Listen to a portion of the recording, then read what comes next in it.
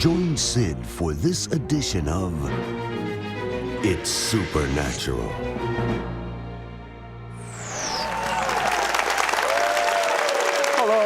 Bonjour, bienvenue dans mon monde où il est naturellement surnaturel. Je suis tellement excité par notre émission parce qu'il y a une trentaine d'années, il y avait un problème qui envahissait les croyants. Cela s'appelait le légalisme. Mais savez-vous ce que font les humains? Ils se rebellent et ils passent du légalisme à quelque chose de nouveau, qui s'appelle l'hypergrâce. Le message de la grâce est merveilleux, mais le message de l'hypergrâce, je crois que cela pourrait être la tromperie de la fin des temps qui fera que des millions de personnes s'écarteront de Dieu. Fall away from God.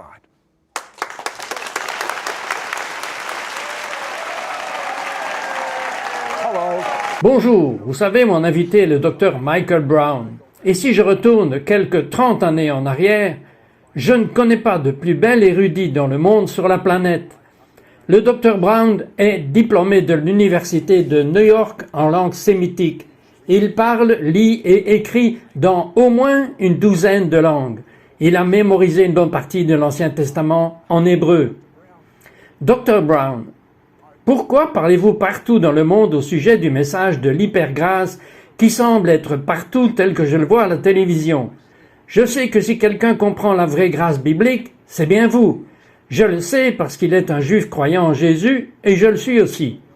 Et en tant que croyant juif en Jésus, l'un des plus grands exemples de grâce est ce qui m'est arrivé lorsque j'ai rencontré le Seigneur. Je veux dire, j'étais juste, comme la Bible le dit, une nouvelle création. À quel point étiez-vous mauvais avant de rencontrer le Seigneur? Eh bien, j'étais drogué à l'héroïne, consommateur de LSD, rebelle, un fier rocker, hippie de 16 ans, batteur. J'ai même volé l'argent de mon propre père et je pensais que j'allais très bien. J'étais fier de ma méchanceté quand Dieu m'a sauvé en 1971, fin 1971. Et cite, cela a été une transformation radicale. Et la chose qui m'a vraiment rendu libre, Dieu m'avait convaincu de mon péché et m'a fait sentir misérable, me montrant quel homme misérable j'étais, m'ouvrant les yeux sur ma condition réelle. Et la nuit, j'ai réalisé à quel point il était bon. Le 17 décembre 1971, j'étais juste en train de chanter des petits hymnes très différents de mon vieux rock, ces petites chansonnettes. J'avais une joie incroyable que je n'avais jamais connue avant.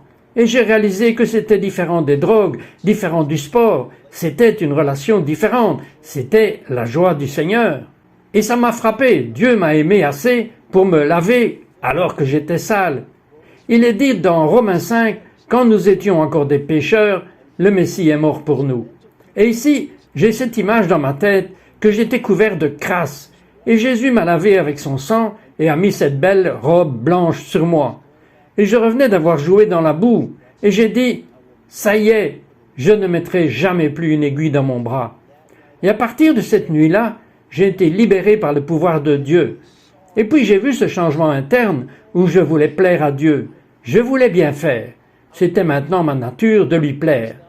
Donc la grâce a fait cette chose incroyable.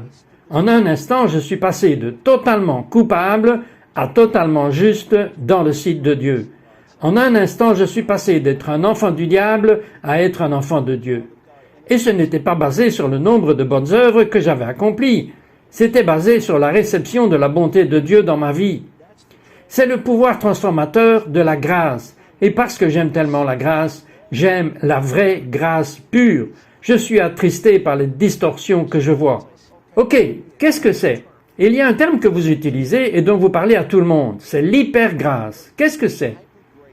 L'hypergrâce est la grâce exagérée. Les gens disent « Oh, vous ne pouvez jamais exagérer la grâce ». Bien sûr que vous le pouvez. C'est la grâce qui va au-delà de ce que la parole dit. C'est la grâce où il faut couper des portions entières de l'Écriture. C'est un mélange. C'est la grâce polluée et déformée. Maintenant, voici la chose. Je n'appelle pas ça de la contrefaçon de la grâce parce qu'il y a une merveilleuse vérité que beaucoup de prédicateurs, appelés par la grâce, apportent. Et que la vérité est qu'elle libère les gens. Qu'elle les libère de la culpabilité, de la condamnation et du légalisme. Ils réalisent qu'ils sont acceptés à cause de ce que Jésus a fait. Et ils sont libres. il y a une merveilleuse vérité. Mais c'est prêché parfois avec de la distorsion, avec de l'exagération. Il y a donc du poison avec. Qu'est-ce que vous entendez dans le monde de ce message, de cette hypergrâce? Eh bien, je vois de telles réactions contre la sainteté, de telles réactions contre la faim et la soif de Dieu, parce qu'ils disent qu'il faut faire quelque chose. Nous n'avons rien à faire, nous nous reposons juste. Jésus a tout fait. L'œuvre achevée à la croix signifie qu'il n'y a plus rien à faire pour moi. Alors, ils prêchent contre la repentance, ils prêchent contre la conviction du péché, ils prêchent contre la nécessité de confesser nos péchés, ils prêchent vraiment contre la compatibilité dans votre propre vie. C'est juste du légalisme. Ce ne sont que des commandements. Vous êtes un haineux de la grâce, vous êtes un prédicateur de la loi, vous êtes un pharisien. Donc je vois la division, je vois la tromperie spirituelle, je vois des gens laisser entrer le péché dans leur vie. Voici maintenant ce qui est intéressant. Les principaux prédicateurs de la grâce diront tous qu'il n'est pas permis de pécher. Ils diront tous que la grâce vous donne du pouvoir de ne pas pécher. Le problème, c'est les autres choses qu'ils prêchent en plus. Les ajouts, les distorsions, les mélanges, le poison, ça donne aux gens la permission de pécher et cela enlève les transactions de Dieu dans nos vies. Voici le plus triste. Beaucoup de gens qui marchaient dans la vraie pureté, dans la vraie sainteté, lorsqu'ils sont exposés à ce message, c'est tout ce dont le diable a besoin et ils commencent à faire des choses qu'ils ne faisaient jamais avant. Et sachez-le, ils sont dans le péché absolu. Et devinez quoi? Ils ne ressentent même pas le besoin de se repentir. Nous serons de retour après ceci. We'll be right back. We'll be right back to It's Supernatural.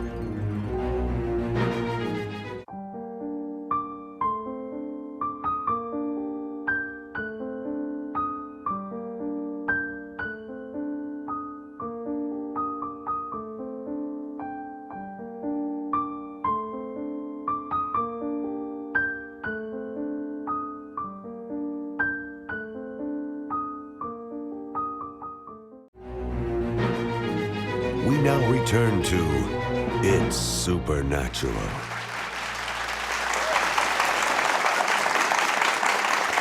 Bonjour, c'est Trott ici avec le docteur Michael Brown. Mike, que diriez-vous de ce que la tromperie fondamentale est dans ce message de l'hypergrâce? L'un des grands concepts est celui-ci. Lorsque vous êtes sauvé, Dieu non seulement pardonne vos péchés passés, vos péchés présents, mais dans tous vos péchés futurs qu'il pardonne en avance. Cela signifie donc que si vous sortez et explosez demain, vous n'avez pas à dire « Dieu, je suis désolé, j'ai péché, lave-moi, purifie-moi, pardonne-moi », parce que vous êtes déjà pardonné. Cela signifie que le Saint-Esprit ne vous convaincra jamais de pécher, car Dieu a déjà pardonné ce péché. Cela signifie que peu importe ce que vous faites, cela ne peut même pas affecter votre relation avec Dieu ou votre position debout devant Dieu, parce que vous avez déjà été pardonné. Cela signifie que si vous et moi faisons quelque chose d'atroce, Dieu dit « Ne lui faites même pas de chagrin parce qu'il ne le voit même pas. Il vous voit toujours comme parfaitement juste et par conséquent, vous n'avez jamais à faire face au péché. » Mais attendez une seconde. Est-ce que ce sont des blogueurs marginaux qui vous disent des choses pareilles? Est-ce que ce sont les principaux professeurs de grâce qui disent ce que vous venez de dire? Ah, c'est fondamental. L'un des plus célèbres, les plus éminents, dit qu'au moment où vous êtes sauvés, tous vos péchés futurs sont déjà prononcés, pardonnés. Vous dites, qu'en est-il de 1 Jean 1 alors, qui dit « Si nous confessons nos péchés, il est fidèle et juste pour nous pardonner, pour nous purifier de toute justice. » Tous ces enseignants de l'hypergrâce, grand public, diront tous « Non, non, non, c'est juste pour quelqu'un qui doit encore être sauvé. » Quand vous êtes sauvé, vous avouez vos péchés, ou c'est pour un prétendu gnostique hérétique qui faisait partie des congrégations là-bas. Et Jean a tendu la main vers eux. Bien sûr, tout ce scénario est faux. C'est nous, cela parle de nous, cela parle aux croyants. Les hérétiques étaient les étrangers. Eux, Jean en parle comme s'ils étaient déjà partis du camp. Si j'ignore le péché dans ma vie, si je nie sa présence, il y en a qui enseignent même cela. Parce que mon esprit est parfait du point de vue de Dieu, mon esprit ne pêche pas, alors je ne pêche pas vraiment quand je pêche. Que c'est juste ma chair, et je ne suis pas ma chair. Eh bien, un enseignant bien connu a dit ceci, « Nous ne sommes pas nos péchés. » Alors, c'est ce que Dieu regarde, cite. Il regarde l'ensemble de la personne. Si le péché n'est pas un problème, Pourquoi presque chaque lettre du Nouveau Testament s'en occupe-t-il? Que dit Tite à propos de cela? Voici ce que Tite dit. Tite 2, verset 11. Car la grâce de Dieu, source de salut pour tous les hommes, a été manifestée, enseignant qu'il dit non à l'impiété et de vivre saint et discipliné à l'époque actuelle. La grâce de Dieu nous apprend à dire non au péché. Le péché est un problème permanent. Dans le Nouveau Testament, Paul lève la garde. Paul dit ceci dans 2 Corinthiens verset 7. Perfectionnons la sainteté dans la crainte de Dieu. Débarrassons-nous de tout ce qui souille la chair et l'esprit. Dans Apocalypse, chapitre 2, verset 3, Jésus parle aux 7 églises en Asie mineure. Et pour 5 sur les 7, ce sont des croyants. Les églises, et à 5 sur les 7, il dit « Repentez-vous » ou autrement, s'il ne voit pas notre péché, pourquoi est-ce qu'il nous réprimande? S'il ne voit pas notre péché, pourquoi est-il affligé? Cite, nous avons une relation avec Dieu, et une relation signifie vie partagée, et cela signifie que nous pouvons attrister Dieu, cela signifie que nous pouvons décevoir Dieu. Mike, vous savez ce que vous êtes en train de me dire, défie mes 40 années de lecture de la Bible. Je vis une vie de repentance.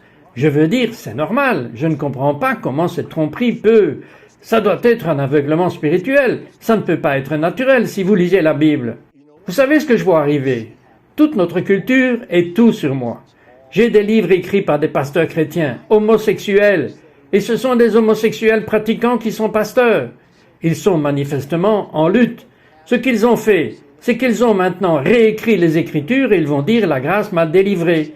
Je ne suis pas sous ce légalisme, je ne suis pas sous cette condamnation, je ne suis pas sous toutes ces vieilles lois testamentaires. Dieu me considère comme juste. Ne me mettez pas sous cette charge. Je pense que c'est ce que ces professeurs de l'hypergrâce disent. Et c'est ce qui arrive quand c'est à propos de moi, c'est qui je suis. C'est comme ça que je vis. L'évangile américain que nous prêchons est que Jésus est mort pour faire que vous soyez plus grand et meilleur. Eh bien, si tout est à propos de moi, eh bien ça me blesse, ça me fait me sentir mal, contrairement à « Père, comment puis-je te plaire ?» Vous savez, Cite, il y a des professeurs de l'hypergrâce grand public qui disent que si vous essayez de plaire à Dieu, vous n'y arriverez jamais, et soyez débarrassés d'une mentalité agréable à Dieu. Mais attendez une seconde, vous ne pouvez pas lire l'Ancien Testament. Non, vous ne lisez pas l'Ancien Testament. Jetez-le. Quoi? Attendez, vous avez entendu ça? C'est la loi, Cite. Nous ne sommes plus sous la loi, nous sommes sous la grâce. Débarrassez-vous de cela. Ce ne sont que des lois. C'est le mainstream. Savez-vous quelle Bible la première Église avait? Il n'avait que l'Ancien Testament. Vous rendez-vous compte qu'ils n'étaient pas affalés non plus? Aimeriez-vous opérer dans la puissance sous laquelle ils opéraient? Écoutez, le résultat final est que Paul a prêché la grâce en utilisant ce que nous appelons l'Ancien Testament comme sa Bible. Mais les enseignants de l'hypergrâce ont un gros problème. Dans la prière du Seigneur, Jésus nous apprend à prier « Père, pardonne-nous comme nous pardonnons ». Cela signifie que le pardon est en cours. Non, non, non, ce n'est pas pour nous aujourd'hui. Jetez les paroles de Jésus. C'était juste pour les Juifs dans les jours de Jésus. Tout ce que Jésus a enseigné avant que la croix ne s'applique à nous, le sermon sur la montagne et la loi sur les stéroïdes qui poussent les gens à respecter la loi frustration. Ce n'est pas la grâce. C'est ce que les professeurs de l'hypergrâce grand public enseignent. Ok, le mainstream se dirige-t-il vers le fait que tout le monde est finalement sauvé, y compris le diable? Eh bien, disons ceci, le grand public continue à se diriger loin de la grâce biblique. Il continue à la déformer. Le bord est donc déjà là. Alors, jusqu'où ça va? J'ai des livres de soi-disant auteurs chrétiens qui disent vraiment que la grâce signifie que tout le monde sera sauvé. La vraie grâce signifie qu'il n'y a pas d'enfer. Et l'un d'eux est allé si loin qu'il a commencé avec un cœur pour le réveil, pour la repentance, et puis il a jeté tout cela. Il a commencé à prêcher le message de l'hypergrâce. Il a dit maintenant que le diable est au-delà des limites de la grâce de Dieu. C'est donc là que se trouve la limite maintenant. Vous savez, quand je dis « cela pourrait-il être la tromperie de la fin des temps qui fera que des millions s'éloigneront du Seigneur dans les derniers jours, comme la Bible dit que cela arrivera ?» Eh bien, vous décidez. Nous serons de retour après ceci. We'll be right back to It's Supernatural.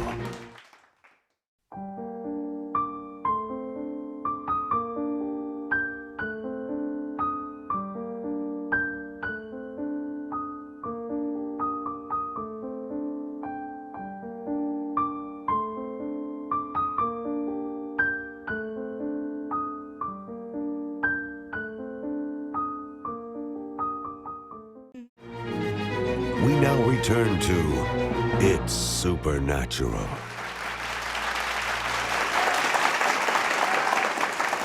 Je suis ici avec le docteur Michael Brown, et vous ne croirez pas ce qu'il vient de me dire pendant la pause commerciale. Les gens de l'hypergrâce prônent non seulement de jeter l'Ancien Testament, mais comprenez ceci, de jeter les paroles de Jésus. Expliquez. Eh bien, un professeur d'hypergrâce a dit réellement ceci. Il a dit la société biblique, je ne sais pas de quelle société biblique il parlait, mais la société biblique a fait une terrible erreur quand ils ont mis l'Ancien Testament avec le Nouveau Testament. Cela déroute totalement les gens. Un autre professeur d'hypergrâce de premier plan, bien connu à la télévision dans ses livres, a en fait enseigné les différences entre le Dieu de l'Ancien Testament, le Dieu cruel et colérique de l'Ancien Testament, et le Dieu du Nouveau Testament. Le Dieu de l'Ancien Testament est le Père de Jésus. Je veux dire, c'est ahurissant qu'il se trompe. Mais certains enseignent cela dans le grand public, que ce que Jésus a dit avant que la croix existe était pour le peuple juif qui l'écoutait alors. Et il a donné l'enseignement afin qu'ils puissent venir au désespoir et voir leur propre justice légaliste. Comment cela a échoué? Ils ont finalement quitté la grâce, mais cela ne s'applique pas à nous.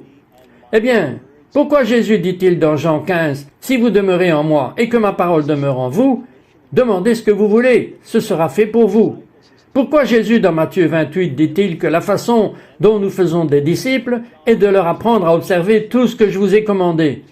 Pourquoi dit-il dans Jean 14 que le Saint-Esprit vous apportera le souvenir de tout ce que j'ai enseigné?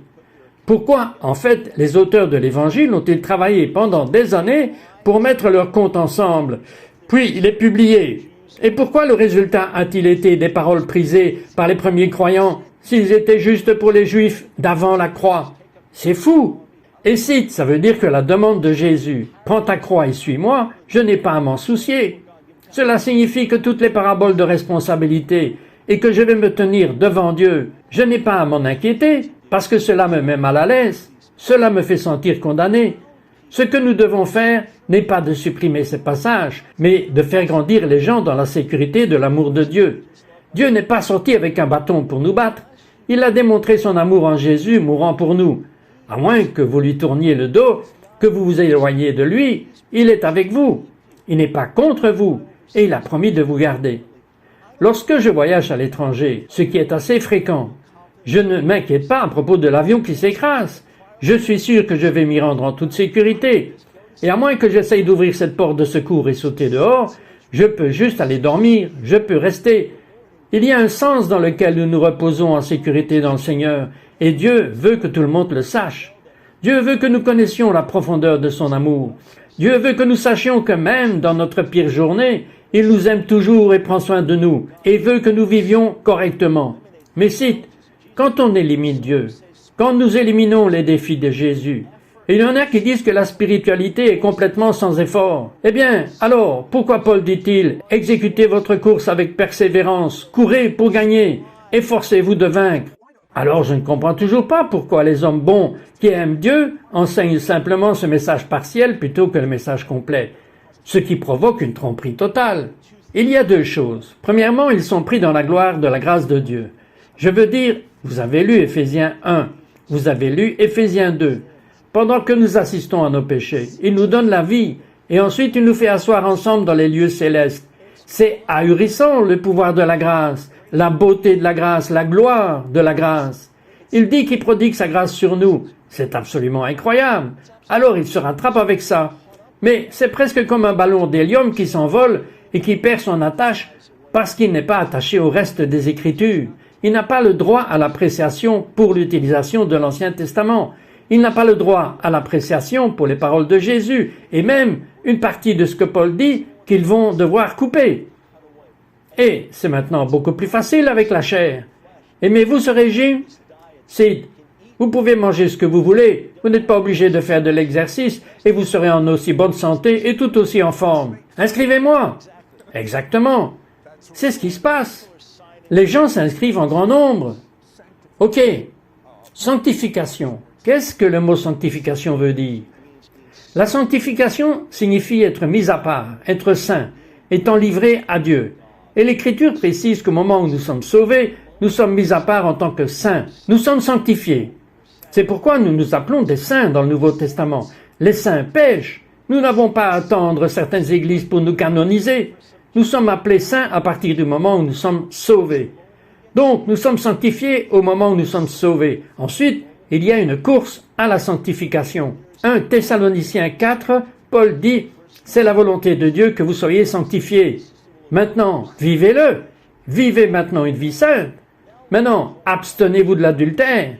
Maintenant, abstenez-vous de voler. Maintenant, abstenez-vous de la convoitise. Vivez une vie sainte. Donnez les membres de votre corps à Dieu. Puis il y aura une sanctification ultime, où nous serons ressuscités et rendus absolument parfaits. » De quoi la Bible parle-t-elle? Elle parle de régime à soi-même. C'est de cela que vous parlez? C'est en cours. C'est une chose en cours. Luc, 9e chapitre. Prenez votre croix chaque jour. Au quotidien. Pas comme des pécheurs luttant d'une manière ou d'une autre pour le faire. S'il te plaît, Dieu. Non, en tant que vainqueur, en tant qu'enfant de Dieu, comme victorieux, nous disons non au péché. Nous nous considérons comme morts au péché. Nous vivons pour Dieu.